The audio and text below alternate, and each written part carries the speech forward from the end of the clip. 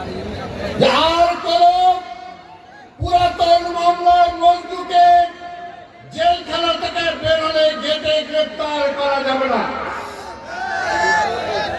কিন্তু